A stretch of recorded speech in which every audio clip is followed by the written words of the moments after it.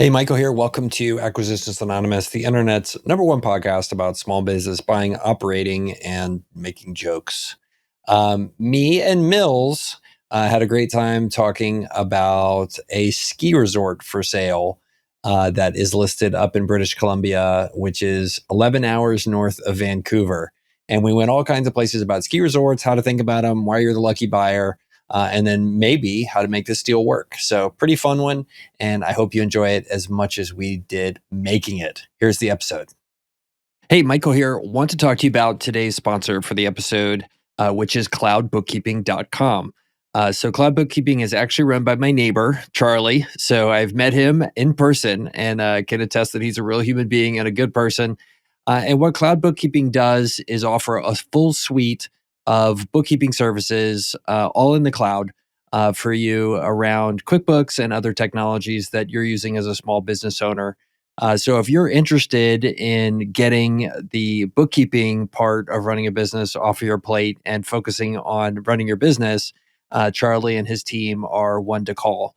They can put together a bunch of other stuff in terms of helping you manage and grow your business besides just bookkeeping, sophisticated reporting, definitely helping you get your QuickBooks online set up in the right way, and a number of things around payroll as well. So definitely know them and recommend them. If you want to find out more about Cloud Bookkeeping, you can go to their website at cloudbookkeeping.com. Reach out to Charlie. I know many of you have, and see if he can help you make your running your business easier and more fun by letting them help with a lot of the bookkeeping solutions. So, and when you call, mention this podcast. It would help us and help Charlie know that we're supporting him as well. So thanks a bunch, and cloudbookkeeping.com as the sponsor for today's episode. Mills, I think we had another it's time for an emergency pod moment.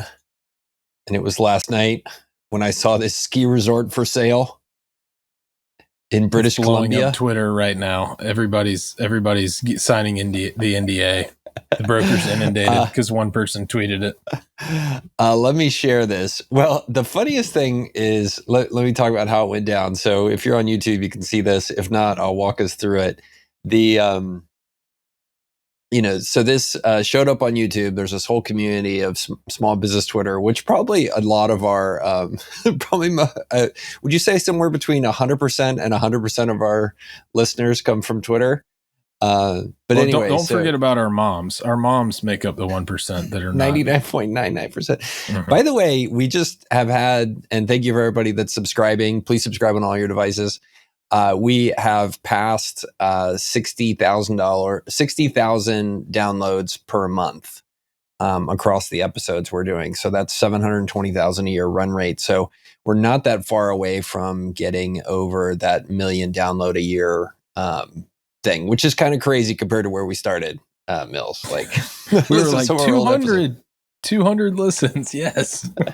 I remember when like 800 listens was like a big deal.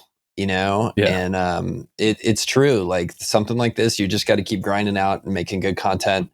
And it just snowballs over time by just making sure you deliver something people want, which turns out to be jokes about deals that we don't like. So there you go. Our favorite pastime. It's fun. There was another comment on YouTube where the guy's like, why don't you do some deals you do like? And I'm like, it comes back to this theme. Like, we're trying to make this real for folks and find interesting deals and go dig into them. But at the same time, it reflects how real life really works. Like, you're going to have to go look at 100 or 1,000 deals to find one that really looks good. And like, either we fake it and lie about the deals or only come up with good deals, or like we make it real. And I think we've chosen to make it real. Yeah. And I mean, I think it's indicative, right, of what people who are searching for a business to buy really go through, which is that, it can be super discouraging because you keep looking at things and you find reasons not to buy, but it only 100%. Takes one. All right. So let me pitch you on this deal. So, I'm a big skier, love skiing. My favorite winter activity besides sitting in hot tubs. And so, friend of the pod, who offered to be a guest, by the way. And so we always appreciate when people offer to be guests, and we didn't respond to him. So sorry, Ben. You seem like a nice guy. But he's up in Austin, tweets a lot. You can follow him, BENTIGG, writes good stuff about small business and has a newsletter. So he says, want to buy a ski resort? Well, now you can for only $8.5 million. Powder King is a Canadian ski mountain in British Columbia with 900 acres of skiable terrain, 37 runs, 3 lifts, and it even has a lake resort as a bonus. And he says, too bad there are no loans in Canada. And then he has a couple pictures, which I'm showing here, of these ski runs that are out. And man, you look at this picture, Mills, this appears to be out in the middle of nowhere. Mm-hmm. All the best ones are, right? To some extent. I mean, I think if you look at what makes a ski resort really, really good, like it's a combination of good skiing and good amenities near the skiing, right? Like if you think about in North America, like the best, most famous kind of ski areas, like they all have something in common. Like it's like Vail, Crested Butte, Aspen, Park City. Like these are all places, and I'm certain there's more. Stowe, Vermont, I guess, is another one. I've never been there, but people talk about it like this. These are places where there's stuff around the ski resort to actually be an actual human. Like you need a grocery store if you're going to live there, stay there, or you need houses, right? All those have to be kind of amenities nearby, and a lot of the best ones have little towns like right next to them. So this one, I'm not sure it has that, but I think we'll figure that out.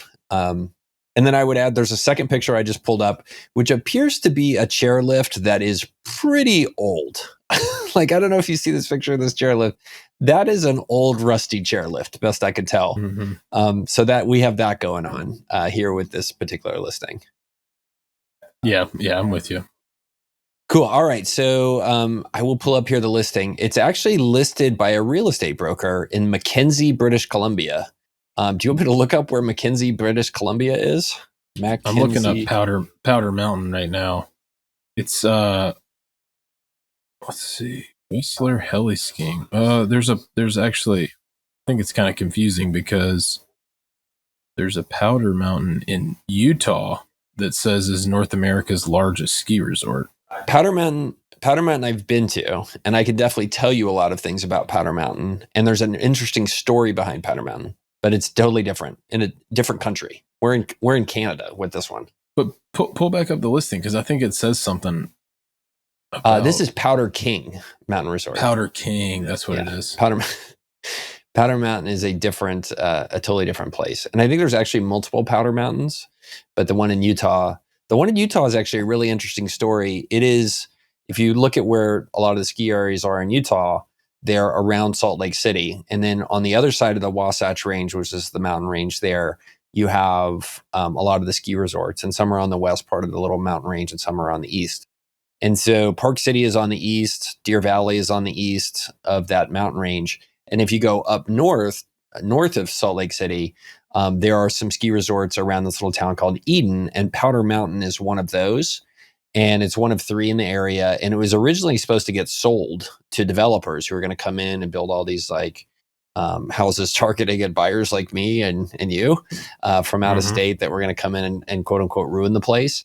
And some tech guys from San Francisco came along and bought Powder Mountain. So they were these guys who did event-based stuff and were really good at running tech events. And so they decided to become property developers with the idea of creating like this Powder Mountain type utopia, which was going to be a place for like the elite of Silicon Valley to come to. And there was going to be like this kind of commune feeling to it and like an elitism sort of thing to it.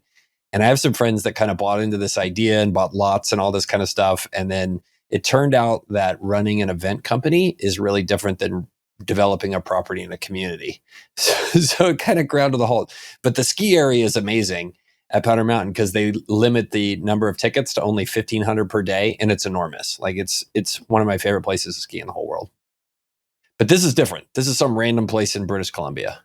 This is Powder King. And I'm just thinking, right, one of the things that you decide when you're trying to decide on a vacation is how do I get there? And I'm not really sure where you would fly into for getting to Mackenzie, British Columbia. I pulled up the pictures here, and I guess I'm sharing the map of where Mackenzie, British Columbia is. So basically, if you take Vancouver, which is next to Seattle in British Columbia, and it looks like you fly north like an hour and a half, you end up out in the middle of nowhere of this place called Mackenzie, which is where the ski area is next to a lake. And it's like almost before you get to whatever this next, no, it's like halfway up the province. But like you're so far north, you're almost to Alaska. That's basically how you get there. So you basically drive. You have to drive from Vancouver past Whistler, which I guess you've heard of Whistler, like one of the best ski areas in the world. Also famous for mountain biking. And then you drive another like 5 hours, and then you get to this place. So it is really out there. Let me do the math on how long it takes you to get there. Directions to, what's the name of this place again? Powder King? Powder King. Powder King Mountain Resort. So if you want to fly to get to this thing, you can't. It's an 11-hour drive from Vancouver. Okay. Yeah, that's pretty. Yeah, so there's that. Therein lies the problem. All right, we have a listing though we can read, right, and get some more info on this. Oh yes. Before we start pooping on it, let's talk about it. So we have the pictures that come with it, and it looks just gorgeous. It's just kind of what you'd expect to happen up in the middle of nowhere in Canada. Like, look at this lake. Oh my God. Look at this boat. Oh my God. Look at, there's a picnic table. Look at this lake. Oh my God. All right, so I can see how that's appealing. So let's move on. So here's the listing from Colliers. Do you want me to go ahead and read it, or do you want to read it? Yeah, you go ahead. All right. It's called Powder King Mountain Resort, and Colliers International is pleased to present the sale of a fully integrated all-season master plan resort community located in northern British Columbia. This offer includes both the Powder King Mountain Resort as well as the Azuzeta Lake Resort, located at the base of Pine Pass, which connects the Peace River District to British Columbia's McGregor Caribou region. Together with the Azuzeta Lake Resort, Powder King represents a once-in-a-lifetime opportunity to step into a world-class winter sports haven that lives up to its name. By the way, this shows you how middle of nowhere this is. They're referring to a bunch of places in reference to how far it is to this place. And I haven't even heard of those other places except for British Columbia. Like, I've never heard of the Peace River District, the Caribou region, the Pine Pass. Like, I'd never even heard of these things. Mm-hmm. All right. The Powder King Mountain Resort is an all-season destination ski resort that offers over 900 acres of skiable terrain, 37 runs, 3 lifts, and over 40 feet of average annual snowfall. The area is world-renowned for snow consistency and quality and is ranked as number 4 in North America and number 1 in Canada for snow. The resort has a master plan agreement with the province, which allows for base area development ongoing to build out services and residential hotel development. There's a 3-phase development plan, which allows for land acquisitions, real estate development, commercial development, ski runs, lifts, and summer recreation activities. Listing price, 8.25 million Canadian, which that's what, like $6 million, $6.5 million US, real money.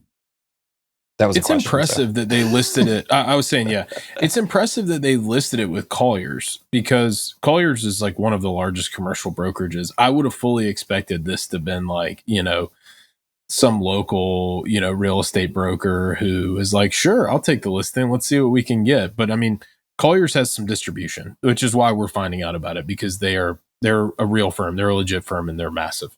Yeah. Super interesting. Okay.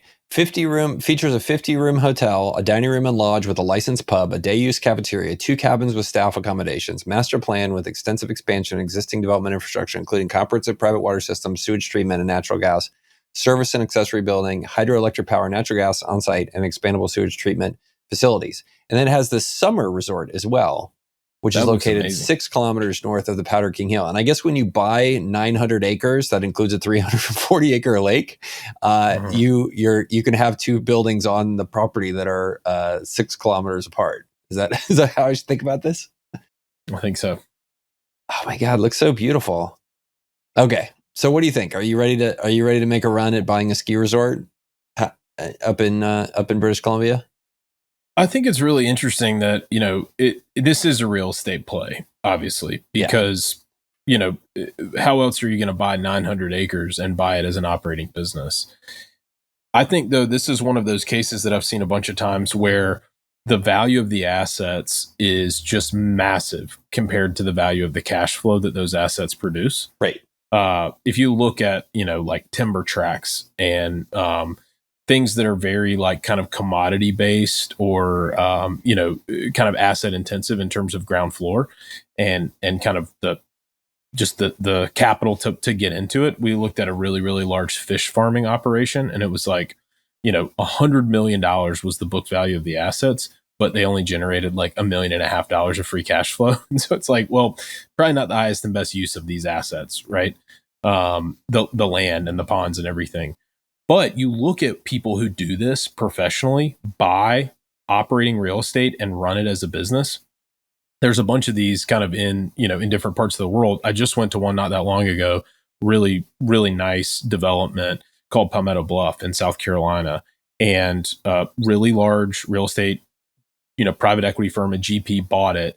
And it is amazing how much cash flow they're able to extract out of it. The problem is that I think, in real estate, location, obviously I think this is going to be very difficult to monetize.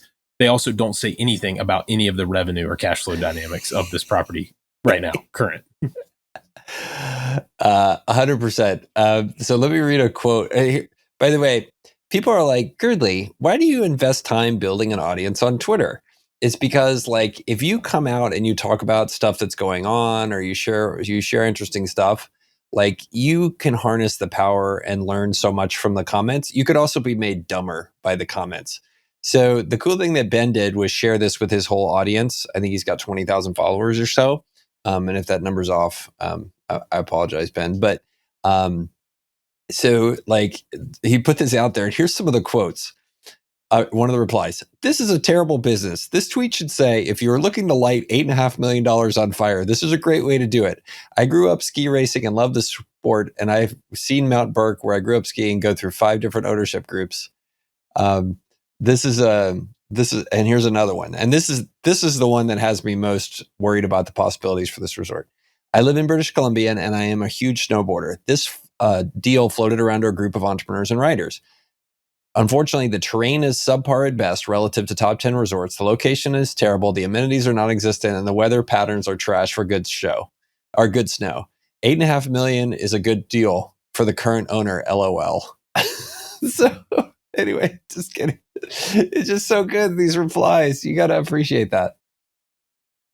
I mean, people do make money, right, owning assets like this. Otherwise, it wouldn't actually, nobody would own them. They wouldn't be publicly available. I know that some municipalities, like, what's the one outside of Denver, Winter Park, is owned by, like the Denver municipal area. That's how it got started. There was something a few years ago where they divested it. Now it's privately owned. But anyway, don't quote me on that. But I think you bring up a really good point, which is like skiing is very much like location, right? And like, this is one of those markets where you would want to look at it as a buyer and realize, oh, there's really like 3 types of, there's 3 main owners of ski resorts out there.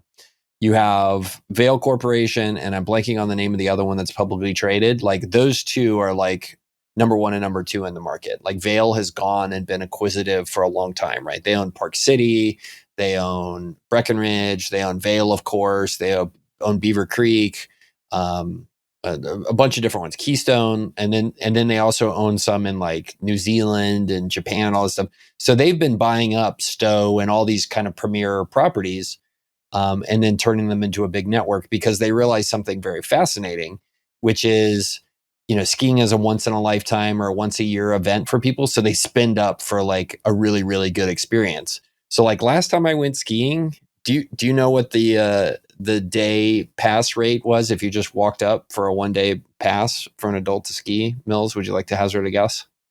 $150 to $175.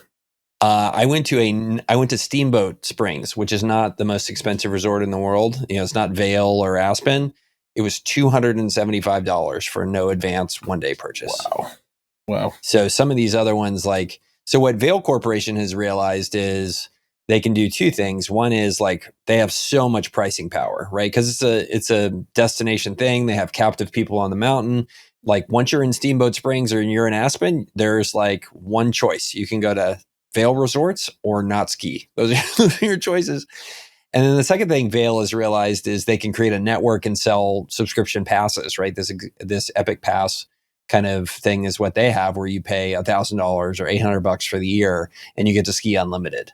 And so that network at any resort in their network, with some blackout dates and all that kind of stuff. And so, there's two main passes for that kind of stuff. And then there's a bunch of other random ones. So your third ownership group that you can be part of is random ski resort out in the middle of nowhere.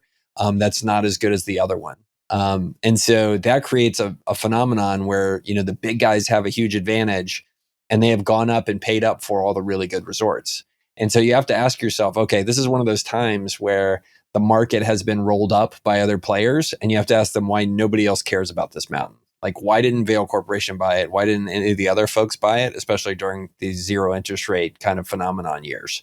So that's kind of your first red flag, and you want to understand, like, oh, why didn't a classical operator go ahead and buy something like this?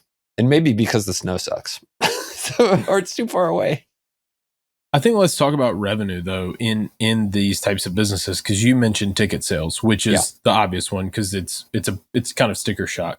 But the way that these folks monetize professional owners, and I mean probably even mom and pop owners, but just to a lesser degree, the streams of monetization are fascinating, and they're almost like you have all the power, you have all the leverage, right? In these ski villages over controlling food, controlling alcohol distribution, setting rent, right, for the retail and everybody who else wants to be there. HOA fees are phenomenal in areas like this because, what are people going to do? They can't go anywhere else. And it's a condominium scheme of ownership a lot of times on these, townhomes and different things that get built. Not to mention anytime new stuff is coming out of the ground, they mention they have a master developer agreement with the county. They're able to fee off of so many different types of things that, it can be pretty powerful. It can be kind of accretive. Not to mention all the other just little ancillary services that go along with, being there. But it is incredibly capital intensive, right? Like your comment on the ski lift that we're looking at the picture of now. I have no idea what the cost would be to replace the ski lift, but I feel like if you're asking, how much it costs, then, you're starting off on the wrong foot. Yeah. Well, I mean, I think that, if you look at ski resorts, and coming from the fireworks world, ski resorts have some very similar things, right? Highly dependent upon weather, right? Like if you look at what's going on this year in skiing, you have kind of three things have happened in ski resorts. You're either in the East Coast and you got nothing. And so people in some mountains haven't even been able to ski more than just kind of where they're like making snow. You have the middle of the country, which has been getting great snow and just the right amount. And it's been a good year to be skiing in Colorado. And then also in Utah. But then you have some situations like where they've actually gotten too much snow. Like California, I don't know if you've seen this, but California has had to close some of their ski resorts because they got too much snow at them. It's just like this crazy thing. So you're highly dependent upon the weather. Like your season can make or break based on that. You have this huge CapEx problem, right? Which is like, we looked at the picture of this ski resort, the ski lift here. Like it's this rusted old thing that the cable has to be changed every few years. And you need to do that because you know what happens if that cable breaks? People die. Like it becomes a real problem. And then you have all the equipment. The other thing that's going on in this picture, Mills, is they're grooming all of this. They run snowcats over it every night to make it so it's pleasant to ski down. And so you have all that stuff, and then you have staff and maintenance and all this kind of stuff. And you're just hoping that the weather cooperates enough that when you open up and the snow shows up, like then people show up and give you money. And so you have this huge fixed asset cost and this huge fixed base of maintenance that you got to overcome that just to become profitable. And man, you better really hope that everything cooperates so the demand shows up, and some resort that's slightly closer than you doesn't run specials and bring all your customers away, because you got to bring in, let's say 10,000 skiers a year just to break even. But the good news is once you have 10,000 in, that next 2,000 of customers, like they're all profit. Like that's really high margin stuff. But man, you really got to have a feast or famine kind of mindset when you go into a business like this one. What you see in a lot of these mom and pop kind of operations is they've been able to extract usually, higher than average profits because they're not spending on CapEx, like maintenance CapEx, the same way professional buyers and owners would. And so a lot of times you look at a business like this and you peek behind the curtain and you realize, oh, that 50-bed hotel, it needs a lot of work. They've deferred and foregone all the big CapEx items because they are hoping somebody else is going to pick it up. Same with, like you said, the snowcats, the ski lifts, their rental equipment, like all the things. They're not thinking 10, 15 years ahead about building, quality and kind of brand and reputation. They're just, more than likely on the downward descent of their, their ownership and, their lifestyle around it. Another troubling thing about this Twitter discussion is this comes up as like, do you want to own a ski resort? And then like literally in the replies, like 5 other people are like, oh yeah, there's one for sale by my house here in the Poconos. And here's one for sale here in Maine. And here's one for sale in British Columbia. And it's just like, it's just a bad sign. It's just a bad sign that like everybody's like, oh, here. But then I looked at some of those listings, Mills. And the thing that's really fascinating about this is they all kind of have the same thing, like non-prime location, decent skiing, but not world class. And then you have a situation where you're like, kind of out of the network, right? You're not with Epic Pass or Icon or one of these kind of networks to where you're a non-premier thing. And they're all kind of dying this family-owned out in the middle of nowhere thing, which I guess is also what happened to the one we talked about before, Powder Mountain in Utah. Like it just kind of leads to the thing that the years of these mini resorts that were family owned, not in prime locations, like they're just getting hurt just for various numbers of reasons. And it's just not a good business anymore. And, we've talked about some of them in the past, but it's not a bad thing. It's not an inherently like evil thing to buy things that are asset intensive and collect cash flow off of them for a long time. Like I think we've talked about in the past, like cell towers and the way those have been consolidated, billboards, right? Those are you basically can't get into the billboard business now if you tried because of the big ones like, Lamar and others. And then also marinas we've talked about where they're incredibly asset intensive. They're very hard. Like if you own a plot of land that, is a licensed marina or, has a cell phone tower on it, you kind of have a corner on the market. We're not like carving out little random triangles in people's backyards and putting cell towers on them. It can be a really good business, but this I would say is in a category that's much harder because it is an asset intensive piece of land, but it's also not just one operating business, but multiple operating businesses that, like you said, you layer on seasonality. Cell towers get paid, billboards get paid, whether it's raining or snowing or, the sun is shining. This goes into that category of much harder, very, very small window, where you have to make hay while the sun is shining, or, in this case, make hay while the snow is falling. The snow is snowing. So let's talk about how to make this deal work. And I have some ideas, but usually I always lead with the ideas on how to make a deal work. So this is your chance. Let's stroke the beard, Mills, like bring me your creative site. Like how could somebody approach this and make it work? What are our constraints and what's the big idea to bring it home? Or just say no and I'll give you mine. Yeah. First things first, right? You're signing the NDA with Colliers and you're getting the rent rolls and you're finding out like what is actually here. What am I working with? Because if this thing, like if we reverse engineer it, right? Typical real estate deal, if this thing's generating maybe $800,000 in net operating income, like it's a decent real estate deal compared to other real estate deals. I don't know that they're making that much money, but first things first, you got to get more info.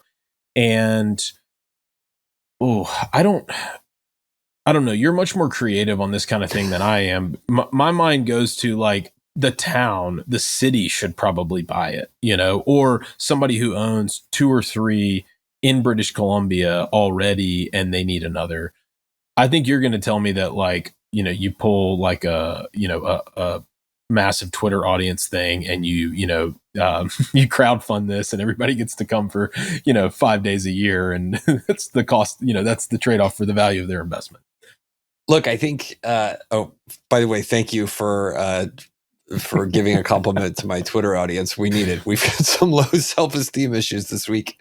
According to my Whoop, I'm way behind on sleep. But anyway, I think the big problem with stuff like this is people are getting busier and busier, and these mom and pop, middle of the nowhere ski resorts, like like they're just dying. Like you look at the other ones that are for sale and they're like random ones out in the middle of the Poconos or whatever. Like the days of that are over, right? Like the fixed costs have gotten so high, the labor market's gotten so tight, you just can't do that anymore. So I think when I look at this, I'm like, the first thing I would go in with the hypothesis is like, if these guys who owned it for 30 or 40 years or whatever as a family couldn't run it as a ski resort and make it work, like what sort of magic am I going to change given it's 11 hours away from Vancouver and out in the middle of nowhere? Now, I think you have a situation here where, but maybe they have, right? I mean, don't you think they would mention it was profitable if it was profitable? That's my thesis. I don't know. I mean, it's a real estate listing. Yes, typically they'll like tout some, hey, we have 7 years left on our triple net lease and this is the cap rate we're selling at. So maybe not. But I mean, if they've been doing it for 30 years, like they're not, they haven't been bankrupt, for 30 years. They've strung it together and held it together, arguably, right? Because they've had some staying power. But I'm with you. I'm tracking. Or they've been slowly dying. Anyway, if anybody gets the NDA on this, tweet at me, because I'm about to wager Mills $100 Chili's gift certificate that they are not making money. That's just the way the path to make money requires like 15 million Canadian investment.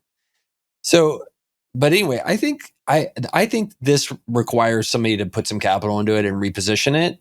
And there's a potential here where you make it a place that's a destination for people who don't want to go to Aspen anymore because it's too crowded, or are looking for a place to get away and can afford it, right? Building a private jet strip. Like the thing that this thing has going on for it is ridiculous nature. Like you can make it a premier version of that and move this thing just way up market.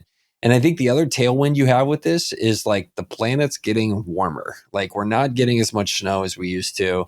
Like there is just a number of days. There's a limited time frame in which some of the marginal ski areas can still function, right? And you're already seeing the ones that were in Connecticut, in other places like I guess there were some in Maryland and Pennsylvania. Like they can't get enough snow, and you're already seeing it on the East Coast. Like Stowe and all those places barely survive this year. So like that's a big tailwind here. Eventually, like some of these places are just not going to be economical anymore because you can't snow make. And in order to keep up with the warmth. So I think that's what I would look at doing with this. It needs to be a real estate play where somebody's taking and repositioning the whole thing. But I mean, when you do that, your cost basis is not going to be 8.25 million, and you can't go in with 9 million and expect it to work, right? This needs to be something where you go in with another 50 million on top of the 8.25 million in land costs, transform the thing, build a private runway, do all the hype, get it in Vogue magazine, whatever, give a free plot to Brad Pitt and get it hip and cool, and go kind of create that situation. But yeah, that's my brand idea. My grand idea for this one is move it up market as a place to see and be seen. But otherwise, like, I don't know. Here's another one.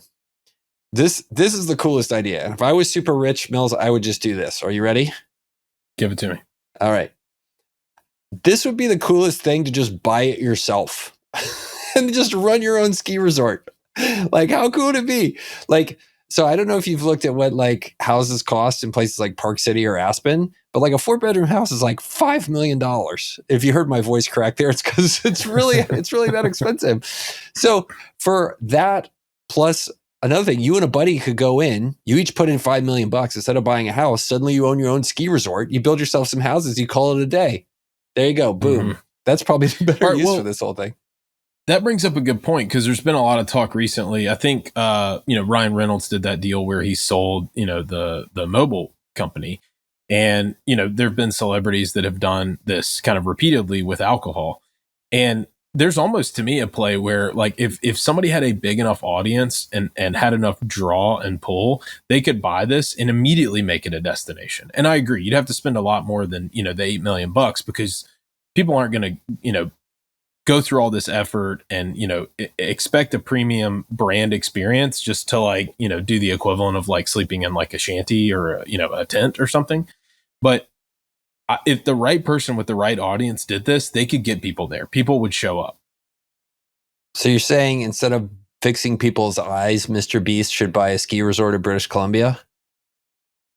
I mean, or like I'm thinking Ryan Reynolds, right? If Ryan Reynolds bought this, like, 20% of the stay-at-home moms in the United States would be like, honey, I know where we're going because I might bump into Ryan Reynolds, on our ski trip. He's so handsome.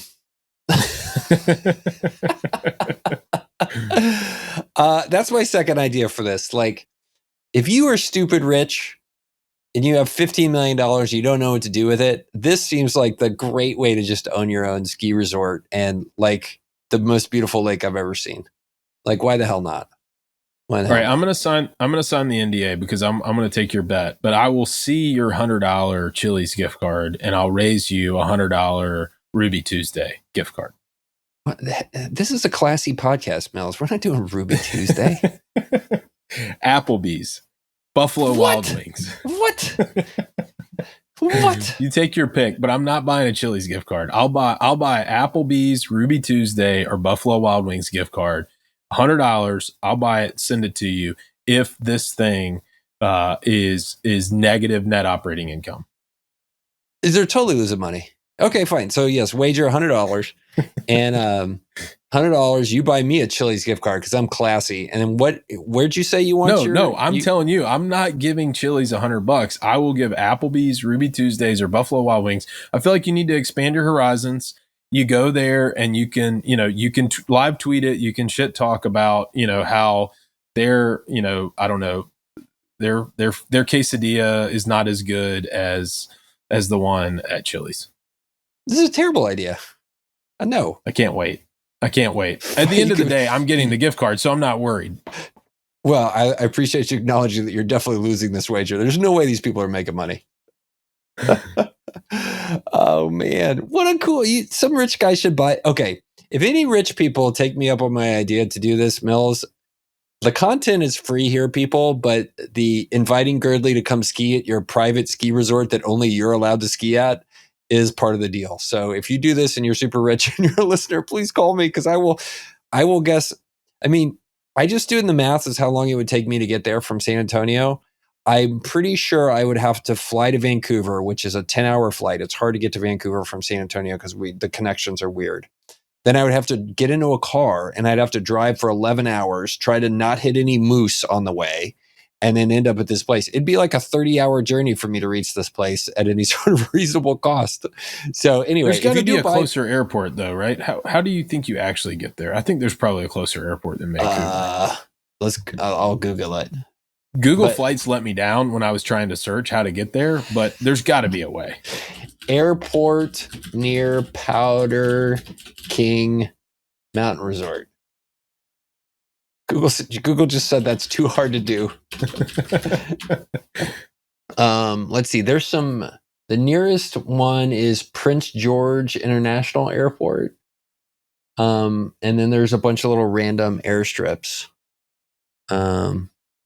It's 2.5 hours from Prince George, which looks pretty neat. And then Dawson Creek is 2.5 hours. Prince George looks like the bigger airport. Compare if you just kind of look at reviews, they have 300 but reviews. Still, so that tells you, right? 2.5 hour drive. Like you need to be there for a week if you're going. This is not like a 2 or 3 day destination. If you've got a 2.5 hour drive after, you've flown from British Columbia, which, or from Vancouver. The nearest private airstrip is 51 minutes away in McKenzie. At the McKenzie airport, according to this. Mm-hmm. So, yeah. I mean, look, if you're this rich, though, like you just fly your private into the McKenzie airport and then they hella drop you off at Powder King and go from there. So that's what I know about that. All right. I love this episode. I love it. I want to go. I think we should do a due diligence trip and we'll do YouTube videos from the mountain. Well, I think it'd be good because you and I have become BFFs and we've still never met in person. So I still don't know if you're actually a ChatGPT construct. Mm-hmm. I was in Austin all last week. We recorded an episode from Austin, but apparently that's not close enough. No, it doesn't count. All right. Cool. Can we put a pin in this one? Love it. All right. Hey, the content is free. We publish this stuff twice a week. The ask of you is take this episode or any episode you found good, send it to one friend and say, hey, you want to learn about business? This is the stuff they don't put in textbooks. It's people talking about companies this way and how to think about strategy and positioning and how to make deals work and how to make businesses perform and how to transform assets like this that are way underutilized into something that could be interesting. And then how to hate deals, because that's the way real life works. So if you find somebody that needs to understand business, they're starting out or whatever, send them this episode or one that you like and do us a solid. So we'll see you guys next time.